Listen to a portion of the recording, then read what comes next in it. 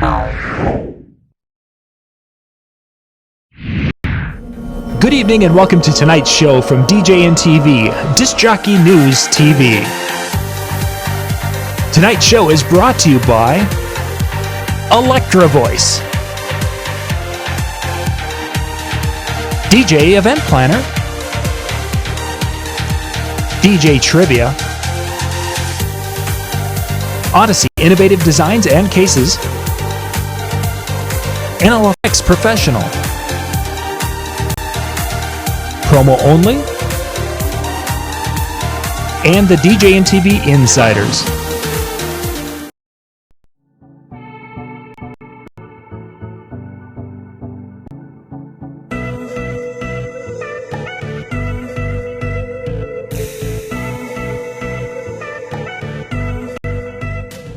Hey, good evening. We are back for night 2 of the DJNTV virtual DJ Expo here online. We're going to start things off talking business, talking about small business. We've got Jerry Bazata with us. Jerry, good evening, and thank you for joining me. Hey, John, welcome. Yeah, Thank you. Yeah, thanks for coming back in and chatting. For those of you watching, we've got a great video that Jerry and I just put together for tomorrow morning. You're going to want to check that out. It's all talking about how things are now, what are some cool things that are going on that will help your business, and looking ahead for later in the year. So all we're going to say about it tomorrow morning. It will be hitting on our channel, youtube.com/discjockeynews. Jerry, tonight people want to hear a little bit about the different types of business ownership, or the different classifications for business, however you would say that.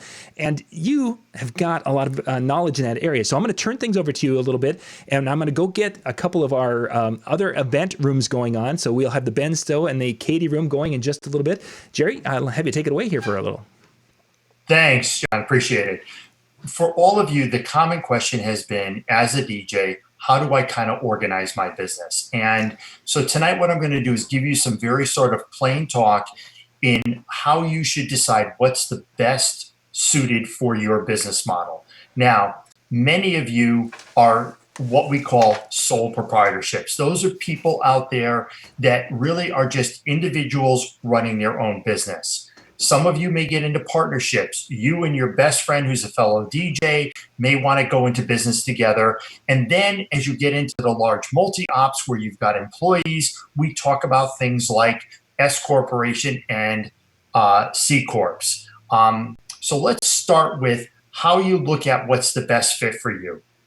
Let's say the majority of you, and I'm going to venture a guess that probably 70% of you out there today are sole proprietorships. You operate your business out of your home, you do marketing from your home, your DJ gear is from your home, or maybe you might just have a small rented office space.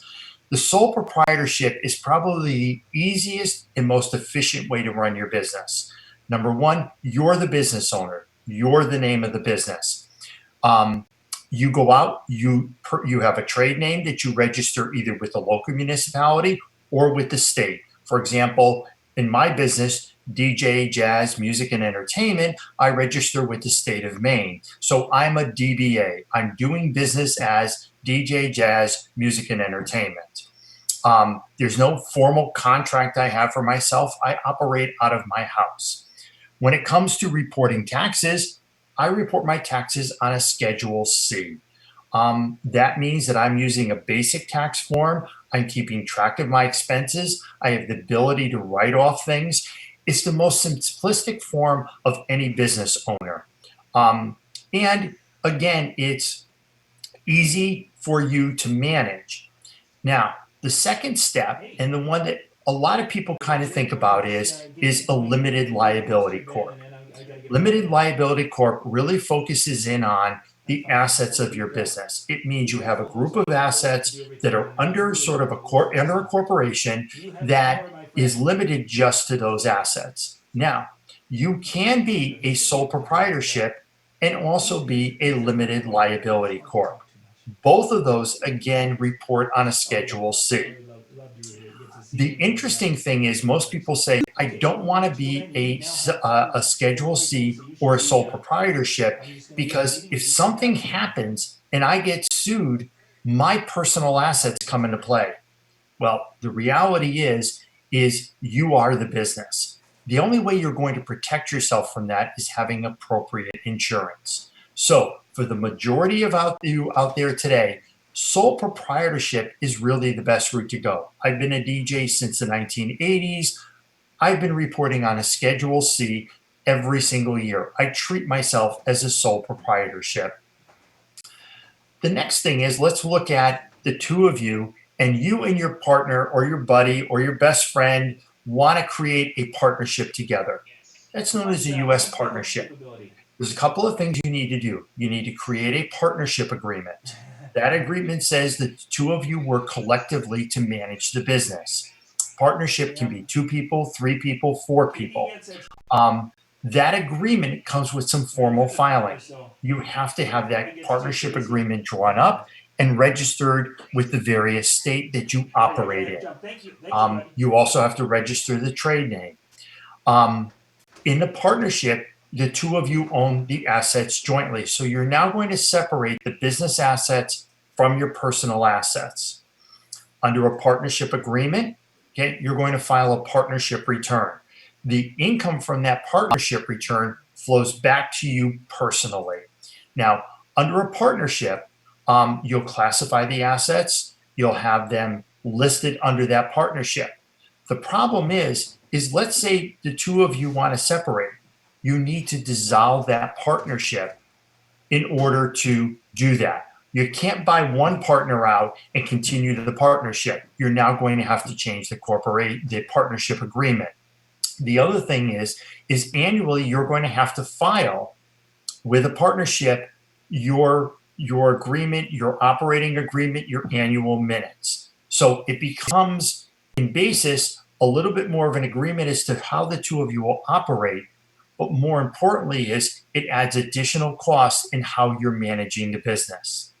The last piece of it is, and the more important one, is either S corporation or C corporation. Now, as much as I've been involved in the DJ industry, first speaking at the DJ Expo back in 1998, I haven't run across any DJ company that would be a C corporation. If any corporation, they usually look at a subchapter S corporation. Again, board of directors, who are the officers of the corporation, and the annual filings. You also have to do a separate tax return. So when you look at that S corporation and you do the annual filing of that tax return, okay, again, the money flows back to you personally. Your assets are going to be within that corporation. Your assets are going to be controlled by that corporation. Here's a couple of things to keep in mind. As you form these various entities, there are costs associated with them. If you go to a partnership, you go to an S corporation, or even if you're a huge multi-op with 200 employees, okay, you're going to have accounting fees to file those various tax returns. You're also going to have annual reporting to your state because you have to be in what we call good standing. All right. They want to know who are the owners of the business. Have you filed your annual tax returns? Have you filed state tax returns? There's also different corporate tax rates. If you're going to be a partnership and you have significant income, that's a different taxable liability for the profits of the partnership as compared to a sole proprietorship.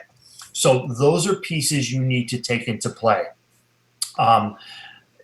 Ultimately, the other piece that comes into play is loans. All right. Everybody thinks it's easier to get a loan if you're a partnership or an S corporation.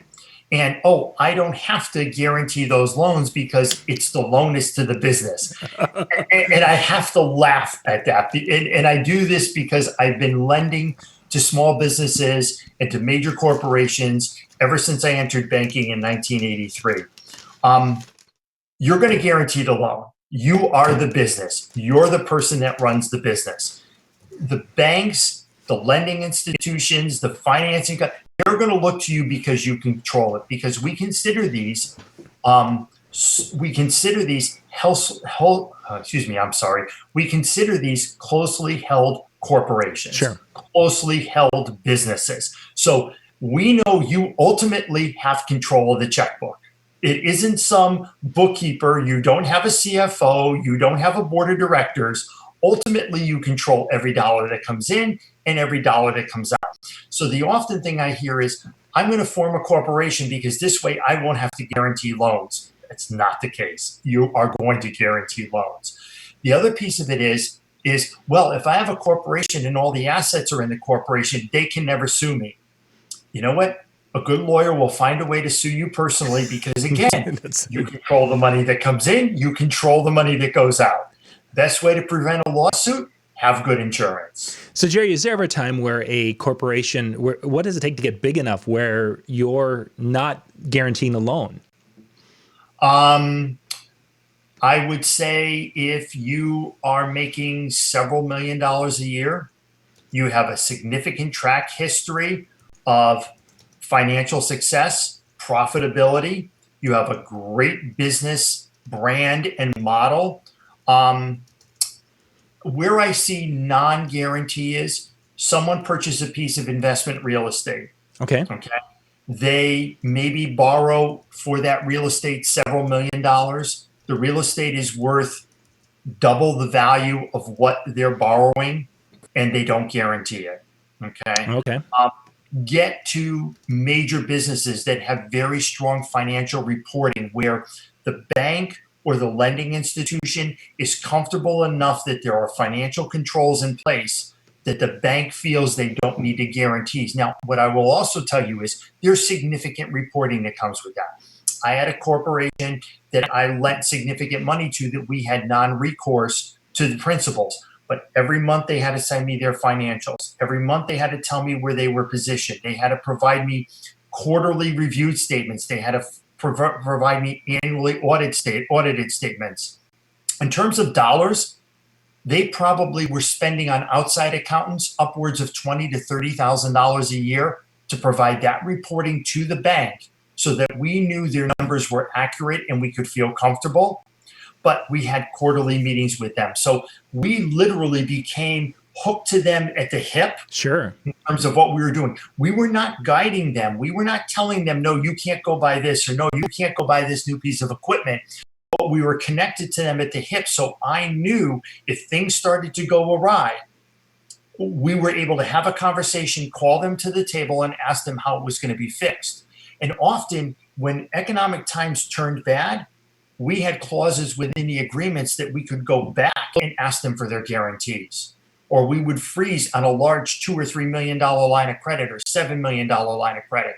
We'd go back to them and say, you know what? Things have gotten bad. We see the downturn. If you want to continue to draw against this line of credit, we need you to step up to the plate and give us your personal guarantees. Wow. Surprisingly, John, most presidents of companies, CFOs, and major shareholders of C Corps and so forth are willing to give their guarantees. I'll be darned.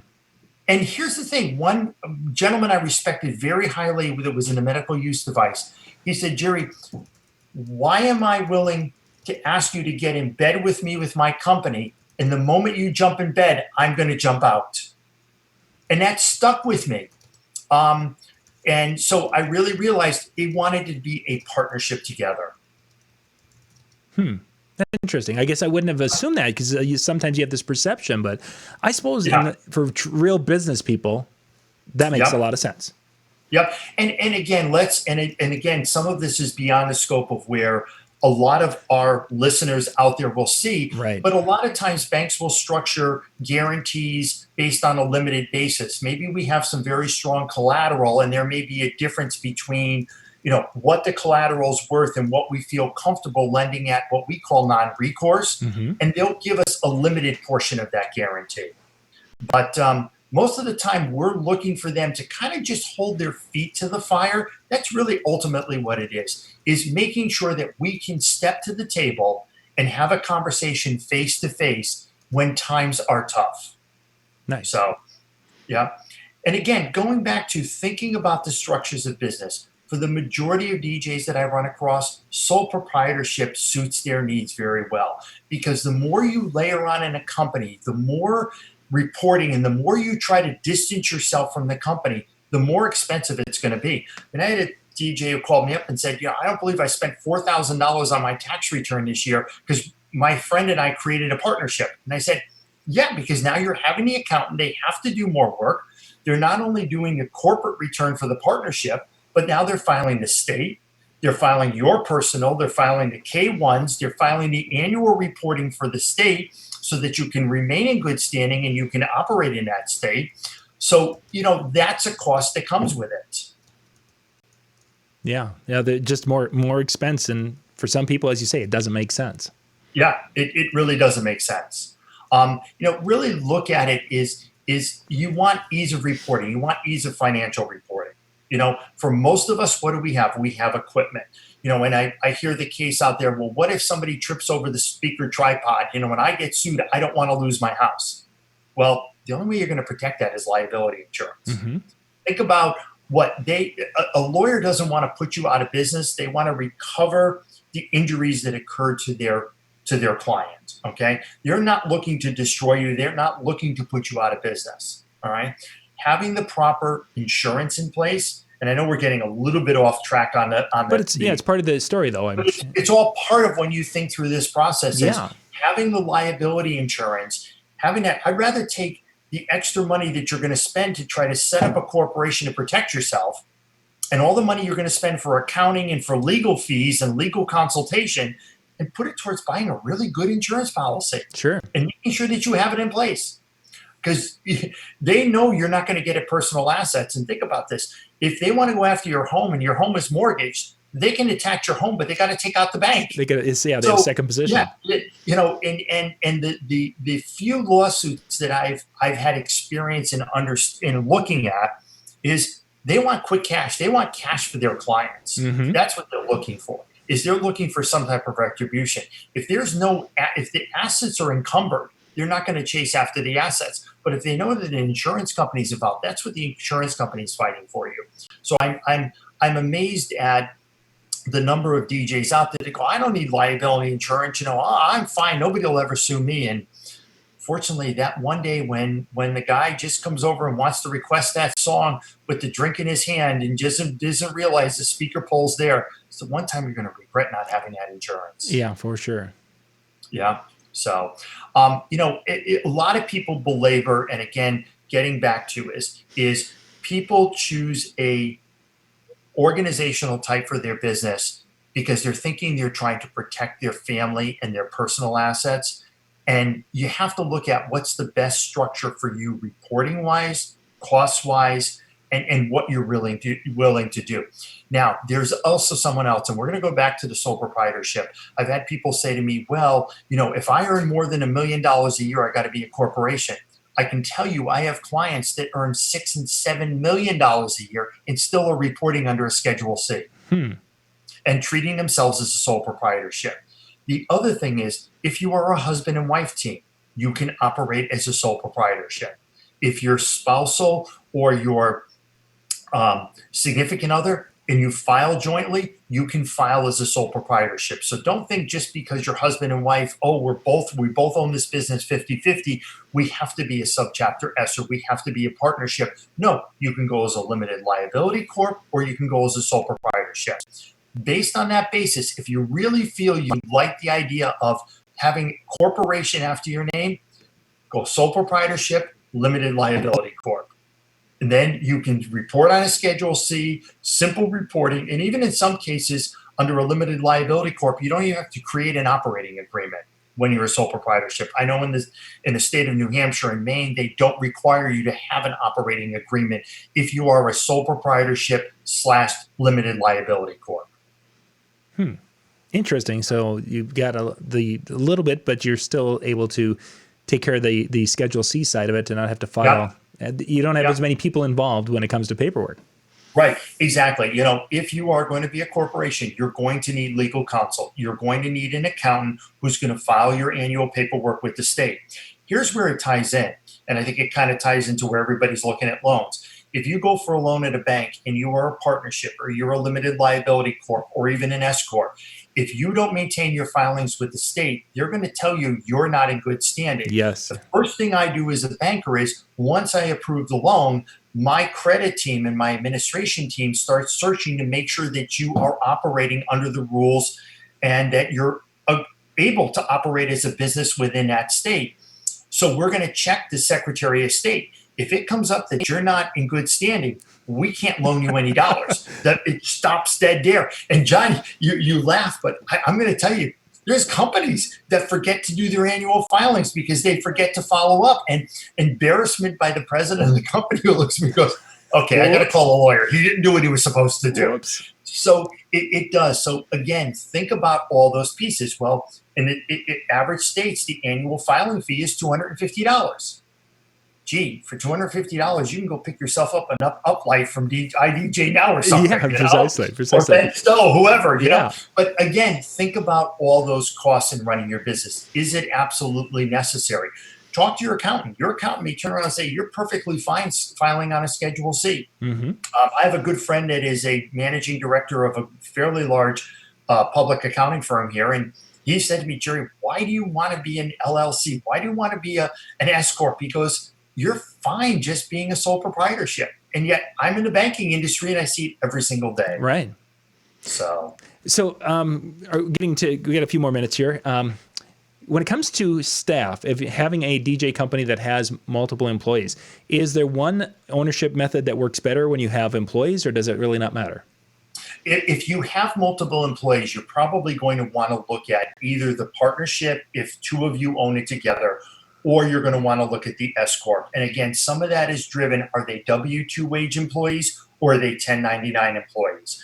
In sole proprietorship, if you have significant number of 1099s, the accountant may say to you, you know what, you're really better off from a tax perspective of going to an S corporation. Okay. And again, I'm going to leave that to the accountant because again, he's going to dig into what your own operating basis is and where you stand on that. So again, if you have multiple, whether they're contractual or whether they're W-2s, that's going to kind of drive you in that position. Yes, if you're a multi-op and you've got 10 or 12 people working for you, you're most likely going to want to be either a partnership, limited liability corp, or S corporation. If you're a sole proprietorship and you have one or two that you issue a 1099 to, you most likely are still comfortable being within the subchapter, the sole proprietorship, maybe crossing into the subchapter S. But again, it comes down to how much reporting you want to do and how much tracking you want to do. We've got a couple of minutes. You've mentioned partnership a few times, and I've thinking back to the experience, not my personal experience with partnerships, but observing partnerships, especially in our area, agriculture area. We see a lot of partnerships with brothers on a farm. Not many partnerships that I have ever heard about have worked well. Is that something that you recommend when people are getting into that, is to do a partnership, because they don't sometimes work well and you end up having more problems than you can shake a stick at? Yeah. And again, that's the partnership is who's controlling the checkbook, who's making ultimately the decisions. And again, a partnership agreement kind of protects the two of you legally wise and also kind of holds it. Now, here's the one thing that you don't know is when you create a partnership, okay, and something happens to the partner, God forbid that partner should die, his or her value of that partnership now goes to the estate. All right. If you don't create a buy-sell agreement or key man life insurance, you could run the risk of having to buy the estates out of that partnership. I don't want to get into a lot of details, but I will tell you I had a client, partnership was set up. Unfortunately, something tragic happened to one of the partners.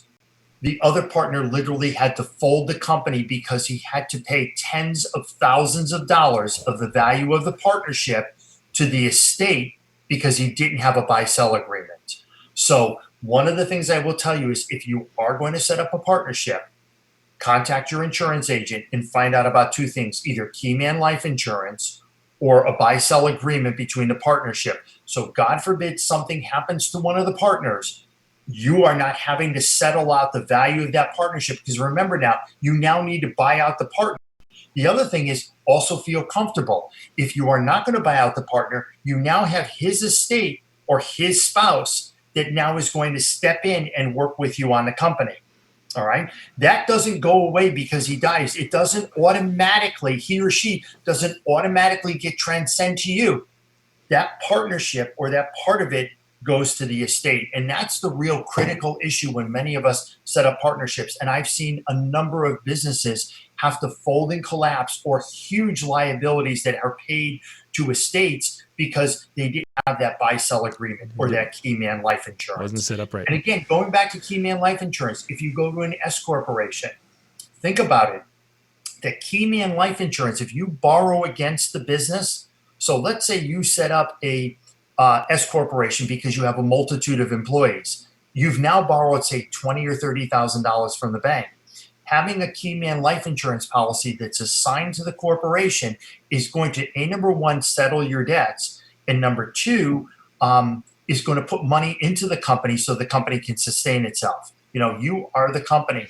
Right. If you borrow money from the SBA, and depending on where it is, SBA now requires, in many cases, key man life insurance that is assigned to the SBA and the bank. So in the event of your death, I'm going to step back and kind of date ourselves. You remember the old creditor's life insurance when you borrowed on a car? I was just going to say, this sounds familiar. Yes. Yep. That's the same thing. That's the same concept we're talking about is where is that insurance to protect you if the business should fail? You know, if something should happen to you, God forbid, you're heading to a gig and you're unfortunate in an accident. Okay. Yeah. And now your spouse has to take over the business. Many of the demises or collapses because all of a sudden that key person goes away, hence key man life insurance. Yeah, Jerry, we got to bounce here. Scott's going to be coming in here in about a half hour here on tonight's show. Good to see you, Scott.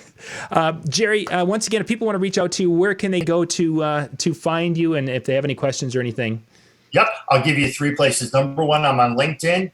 Number 2, Facebook. And number 3, you can reach me just through my website, www.maine, like the state Maine, discjockey.com. And I'd be more than happy to answer any questions and kind of give you my thoughts and get you set to the right people that can give you the right advice. That sounds great, gang. You guys can go check Jerry out. We'll be back here in just a couple of moments here with our next segment tonight in tonight's DJNTV Virtual Expo. Thanks, Jerry. Thanks, John.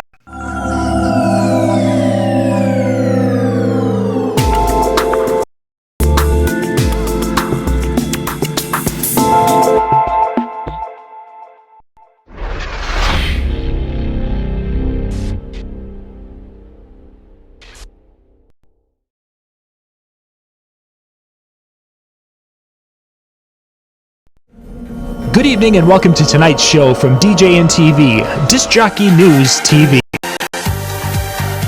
Tonight's show is brought to you by Electra Voice, DJ Event Planner, DJ Trivia, Odyssey Innovative Designs and Cases, NLFX Professional, Promo Only, and the DJNTV Insiders.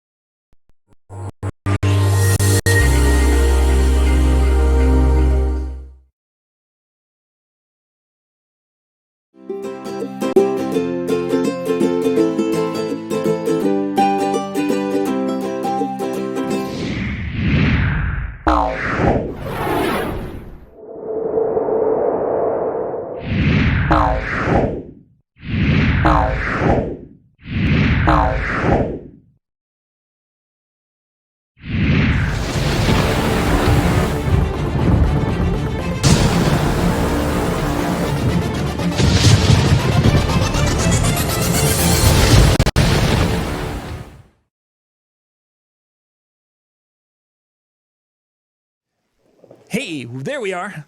We are back. Thank you for joining us. We are into night 2 of the DJNTV Virtual Expo here.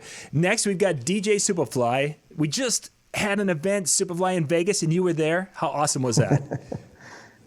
That was pretty awesome. That was something unexpected, and it was pretty great. And with the whole chaos going on in the world, I'm glad we got to enjoy a little bit of something before something started. So exactly, yes. We got through, and now we're back up here. I need to switch. It sounds weird because I'm listening to that, and there's too much echo. I've got too many headsets here. There we go. This is the one I want to hear because this one's on time. That one's got like a half a second delay, and it sounds really weird. So we down in Vegas, you started talking a little bit about Serato, and you were having some fun with that. Now tonight, you're going to be digging in some of the questions that have popped up since our show in February. Yes, I've had a few questions about how to add emojis to certain crates or to songs, and how to visualize your library just to make it a little bit more better on the eyes when you're DJing. You want to find that specific banger, that hit song that you want to just play right away, and you could just have a visual mark and on part of on the song titled, so that way you can just pull it up and play it right away. Also going to talk about a little bit about Mix Emergency. I've had a little bit of people ask me about how does that third-party software video work. It's basically just a video software for Serato that just works perfect with it. Yeah, so for those of you out watching tonight, if you have any questions or anything, I'm going to kind of follow the chat here. Superfly is going to go to full screen, so he'll be taking over the screen, but I'll be kind of watching the chat, and I'll bring any questions you guys have about Serato to him while he's kind of going through his different things. So Superfly, why don't you take that away, and I'm going to go make sure Brian Red's ready in the chill room here. I think that might actually be open already tonight, so just do the share of the screen, and you should be good to go here. All right, give me a second. Let's see here. All right, here we go. Can you see my desktop there? Hang on a sec. I got to fix this.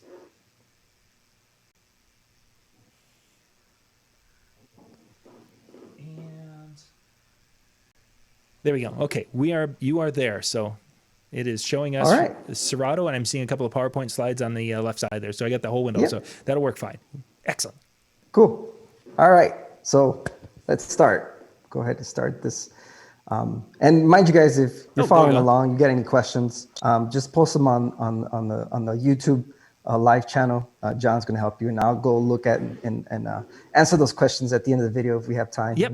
We're in a short period of time. Sounds good. But I'll try as much to help. Excellent. But yeah, so let's get started. So with Serato, one of the things that I like to do is, if you can see on the bottom there, left corner, we can add some emojis to it. And this allows for easy visual for, if you're looking for certain crates or specific things or bangers or for weddings. It's pretty neat feature to have. A lot of the DJs, famous DJs like Craze, Z-Trip, they're the ones that use this. This is a feature that was started since back in Scratch Live. And it's, of course, it only works with Macs. It doesn't necessarily work with Windows. I think there is a specific way to do it in Windows, but it's a whole different method. And I'm just going to jump into it with Mac just because, I have a Mac, and I'm not saying it's a better platform or the better computer to use. I'm just saying it's just something that I've used for a very long time, and it's helped me out a lot. So I'm going to go ahead and change the slide there. As you can see, this is one of the crates there that I've had on one of the shows that I did. You can see there's there's some tracks that have fire. Those for me mean they're bangers. That means I have to play those for sure. And for each show, it's different. Sometimes I have to set up crates that are very different, especially with genres, and just for any type of show that we're doing. If we're doing a big show, a small show, it could be a wedding, it could be a lot of different things. But having emojis in your crates and your songs is definitely going to help you. And I'm going to show you a little bit easier way on how to do it, how to manage it, and how to best way set aside a little cheat sheet that you can just go to it or go to websites. And I'm going to show you those links here pretty soon. Here next we got that's what they look like. I made it bigger, a screenshot a little bit bigger, so people can see what I'm talking about, videos and whatnot. So we'll go next. And with Serato lately dropping some pretty cool records, they've included emojis in their records, so that's a pretty cool feature. I think they're about to drop something, because you don't necessarily see them dropping records like this because of just random emojis. No, I think something's about to happen. So I can't really talk much about it, but I know that if you stay tuned, and if you're a big Serato or you're just starting in Serato, this is definitely a cool feature to have.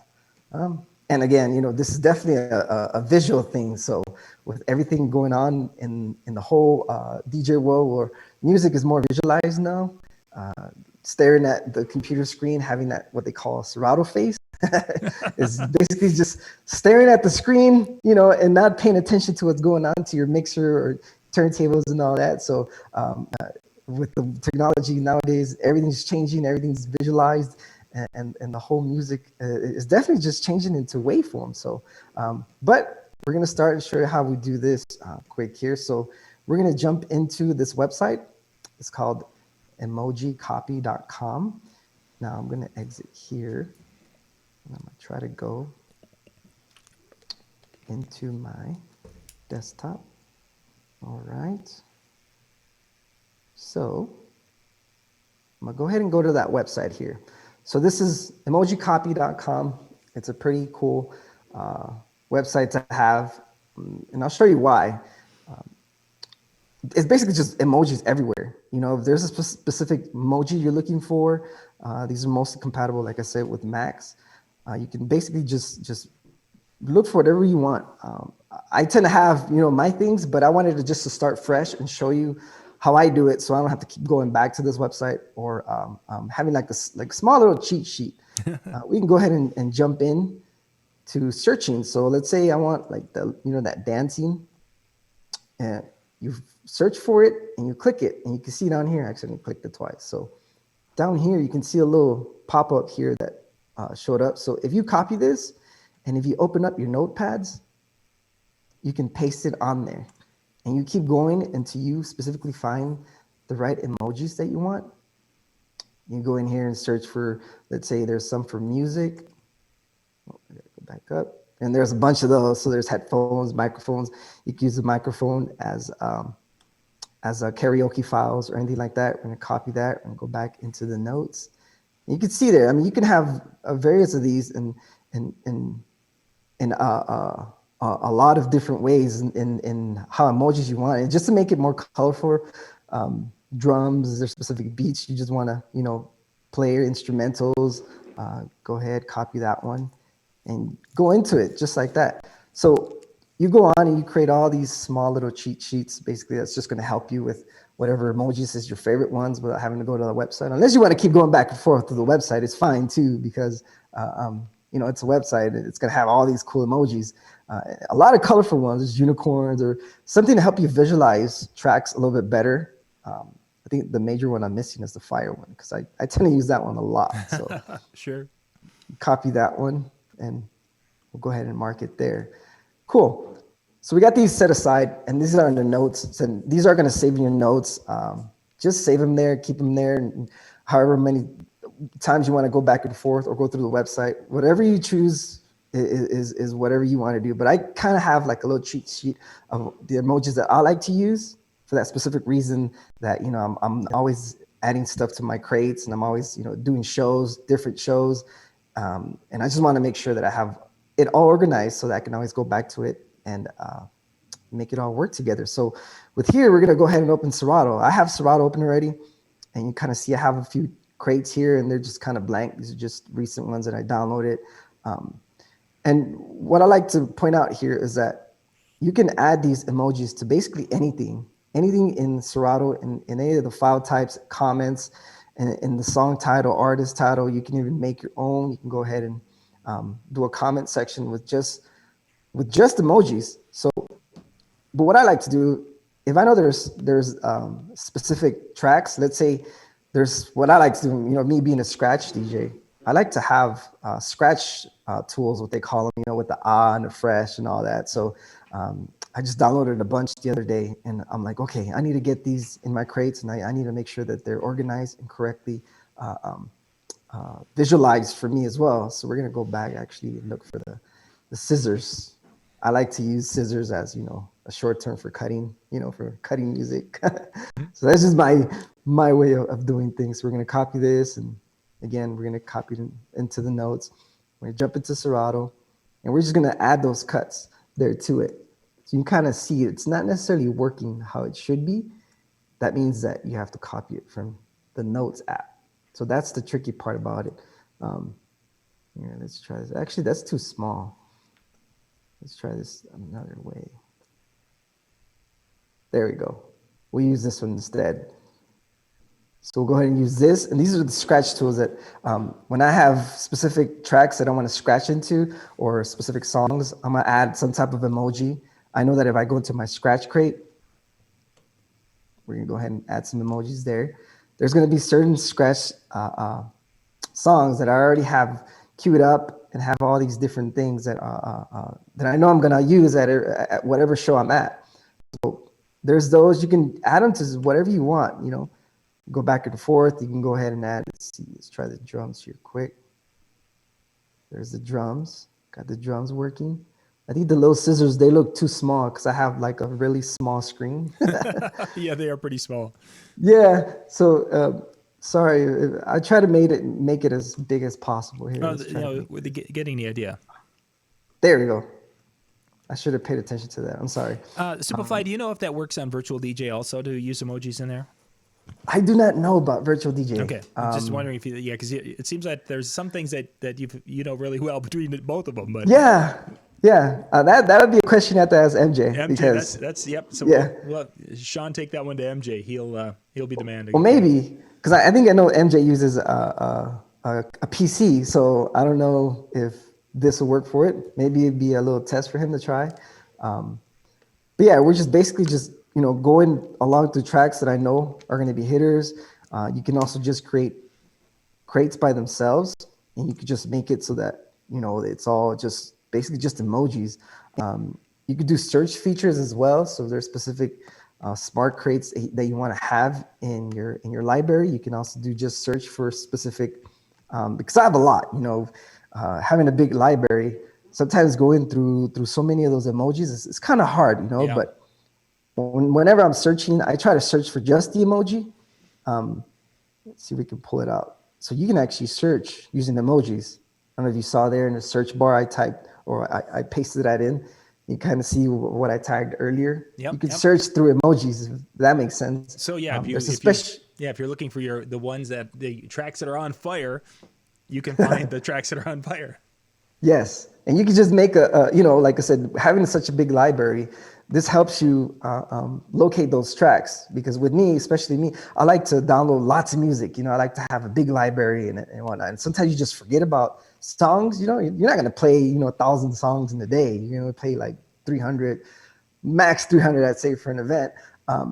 But how are you going to search through all those songs? Knowing that you have a tagging feature or a tagging method of tagging those specific songs that are hitters, or you can just mark them as hitters. It could be either or. Right.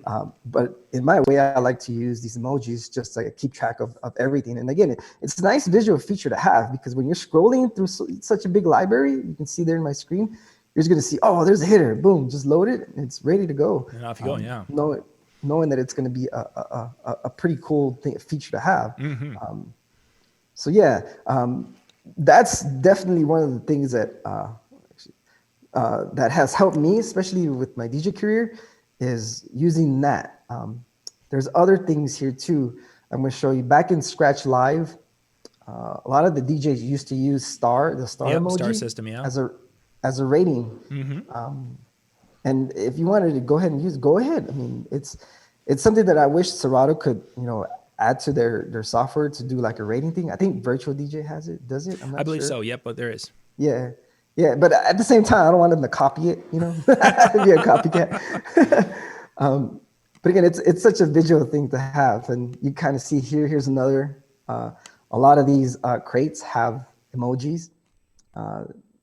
These are pretty cool. Metal, they have a skull, have an alien for dub house, techno, country, or horrors, or weddings. They have a wedding ring. Yep. It just depends on how your library is all set up. Mm-hmm. Yeah. And here's another one. This is how it used to be back then, where if you used to have, if you would tag songs with keys before the whole Serato updated the whole method of analyzing songs to reading the right key information. A lot of the DJs, I should say, would have these, I don't know if you can see them, they're specific like blue dots, and they would write in what key it is so that when they scroll, they'd stay in the same key. So they would organize everything through key, and they'd follow these blue dots, as in that's what's under that category of dots, which is kind of cool. And again, this is a feature way back in Scratch Live, and it's still implemented into Serato, but not a lot of DJs know about the emoji system. And I kind of just wanted to create something for those guys that are looking for something like that. Yeah. But neat. I know we're short in time, so I'm trying to hurry up because I have a lot of You're stuff. doing well. Doing well. You're doing great. Next up, we're going to talk about Mix Emergency. It's a third-party plugin for videos for Serato. I know there's a lot of DJs out there that they use videos, and what I like about Mix Emergency is it offers a lot of different options besides having a simple output or a simple a video feed. It is definitely a lot of different options you could do with it, and this is what it looks like. I kind of just put a screenshot. I did a review video that has reached at least 70,000 views. I need to remake another one. Right. But if you go into my channel or search for Mix Emergency Review, you're going to see what I talk about, what I like about the features. But ever since then, Mix Emergency has updated their game. They have really, really made the software more, more stealthy, more beefy, so it can run in the background. Being a 64-bit application now, it's going to definitely run your video smoother, your plugins smoother. It's gonna free up your CPU basically, because when you're dealing with videos, you're gonna see a lot of that GPU jumping up. I know a lot of the files nowadays they tend to really be high in the aspect of 720p or 1080p. It's like, all right, well, my computer handle this. I have a 2012 MacBook that I use at times that still is able to play videos, and it's an 8-year laptop. Yeah, and, wow. I can still use it because I'm upgrading Mix Emergency. So it supports a lot of video files, image files as well. So a lot of the chords, compositions. It used to be big back then when they used to have, I don't know if you remember the Twitter feed, Instagram feed. It was just an RSS file that you just would make and chords, and you were able to, people were able to tweet to the screen. There's other software that does it now, but this is what basically started it all. You can also play karaoke, but one of the major ones that I like to talk about is the NDI version part of it, which people don't really talk much about it. It's a network. You can push video through network, meaning you can have Ethernet cable, running to 50, 100 feet over to the next, let's say, a conference room without running, imagine running a HDMI cable that long. Yeah. It's pretty long. This is pretty much open software. It works with so many applications, not just Mix Emergency, but I like to talk about Mix Emergency because it's already built in. I'll show you here. It's in one of the settings. It allows you to output, the main channel, which is the main output, and allows you to select what dimensions you want. And it gets pushed, through network. So you'd have to have a server on the other side. You can have whatever computer you're running connected to the projector or video screen or anything like that. You just push it from your laptop through a long network cable and have a server with, let's say, a VJ program, let's say Grand VJ, Archaeos, Resolume, any of the big production. A lot of big productions tend to use this. You just push it out that way, and it works seamlessly. I cannot say it, I'm sorry. Yep. My Spanish gets in the way sometimes. No, you're doing well. You're doing well. But it pushes it with no lag. It's just amazing. Wow. Nowadays, the Cat 6 is the new standard of Ethernet, and that's what I recommend everybody using. It is definitely one of the biggest features to have because not only that, but I know there's a lot of DJs out there that are kind of combining their sets together. What you can do is connect computer to computer and share that video. So let's say laptop 1 is the master, and let's say laptop 2, is your friend. How you can't necessarily push both laptops, to Ethernet cables to the server on the other side or whatever system you're using. You're basically going to be using those one laptop, and then use, let's say, for example, laptop 1 is the master. Laptop 2 is going to be able to connect to laptop 1 via Thunderbolt cable or Ethernet. Okay. So you can make those two laptops connect to each other. Mix Emergency will pick up the NDI output of it, and you select how you want to output it through laptop one.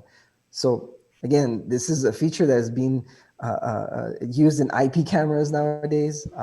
It's one of the things, one of the features, one of the newest tech out there that even if you could do it through wireless, but wireless, there's going to be a lag on it. So I don't necessarily recommend it. But network is definitely one of the biggest ones that I use. And I have a video. I'm not sure if you're able to see it, but if not, if you guys want to see the video and how I use it. Yeah, talk through it. So this is my resident place that I DJ at on Saturdays. It's called The Social. It's a small little lounge. It's where we do Latin nights and all that. Yeah. And where they usually set me off is kind of closer to the dance floor. But this is their big LED screen. So you kind of see the logo there in the middle of it. But I'm going to just... And here's my laptop. I'm running Mix Emergency, latest version. And you can see there off to the side, pause it right there.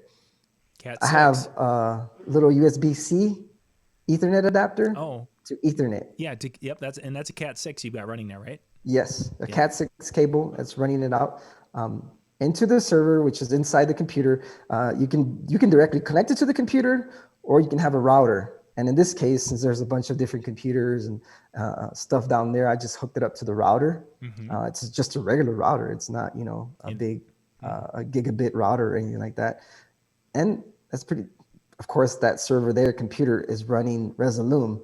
So for that, you can basically just manipulate how you want it to show up on the screen. And you can see in this case, I had it big wide screen, or I usually run it to where it's, half a screen where it's 2 in 1, basically a box in one, box on the other side, so you can people can be able to see the whole video and whatnot. But this is again one of the cool, no lag whatsoever. I'm playing 1080p. Sometimes I play like really cool visuals that requires a lot of CPU power. No, Mix Emergency just handles it. My laptop does not skip. My waveform 0, everything's pretty smooth on my laptop. I have no problems with it whatsoever. And and is that the new laptop, or is that your older one that you're using? I use both, so I connect. I wish I take video of that, but sometimes I don't trust either laptop because sometimes I'm running beta versions of Serato that it could crash, and I'm always running a backup. And I've used them both. Sometimes I've had to switch off both and both. Wow, that's pretty impressive. Yeah. But they're connected to each other, via network or Thunderbolt cable as well. So that way I can have, that ease of mind that, all right, if something crashes, I can just switch to it right away.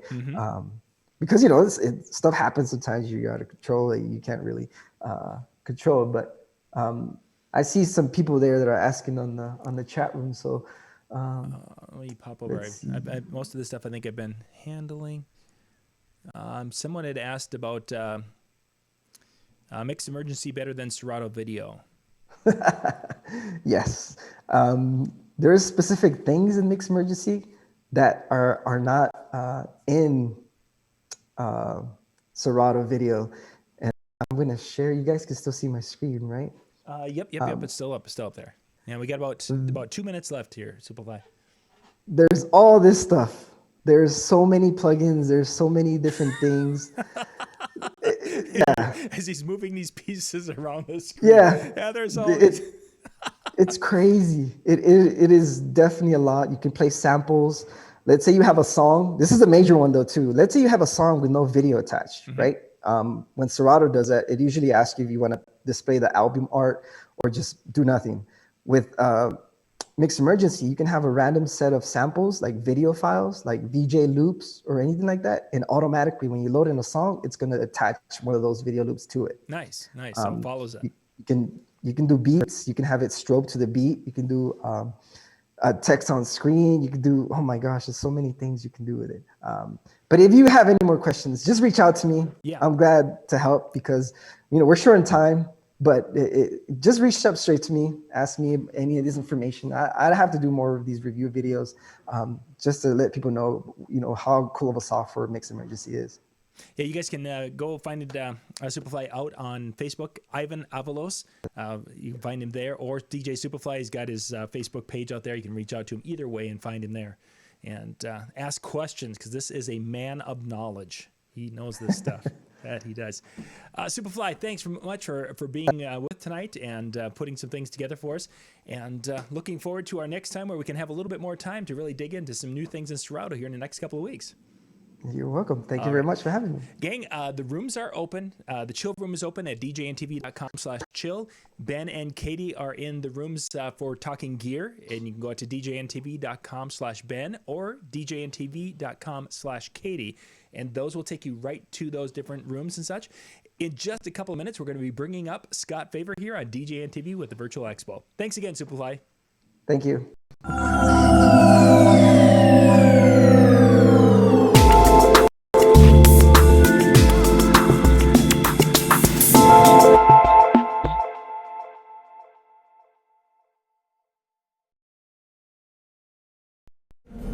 Good evening and welcome to tonight's show from DJNTV, Disc Jockey News TV. Tonight's show is brought to you by Electra Voice, DJ Event Planner,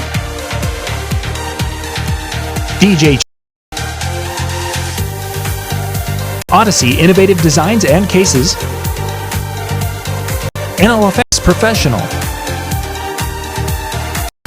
Promo Only, and the DJNTV Insiders.